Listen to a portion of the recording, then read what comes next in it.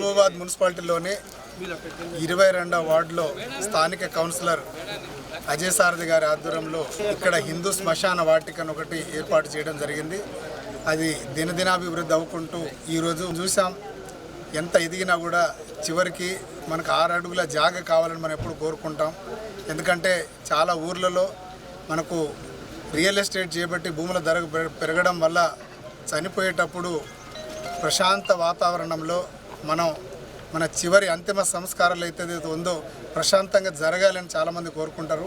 దాన్ని కూడా ఇప్పుడు నోచుకోలేని పరిస్థితుల్లో ఇంత మంచి హిందూ శ్మశాన వాటికను ఇక్కడ స్థాపించడం నిజంగా కూడా చాలా గొప్ప విషయం.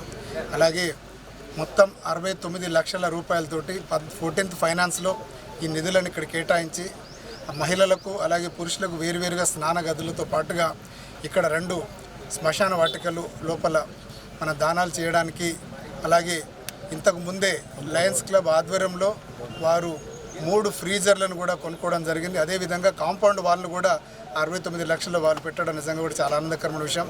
ఏదేమైనా మహబూబాద్ మున్సిపాలిటీ ఇప్పుడు దినదినాభివృద్ధి చెందుకుంటూ అనేక సంక్షేమ పథకాలు ముందుంది. అదేవిధంగా ప్రజలకు ఇబ్బందులు కలగకుండా వారికి ఉన్నటువంటి చివరి అంతిమ గడియ ప్రశాంతంగా జరగాలని చెప్పేసి మనం మొత్తం మహబూబాద్ నడిబొడ్డులో ఇంత మంచి శ్మశాన వాటికను ఏర్పరచుకోవడం నిజంగా చాలా ఆనందంగా ఉంది.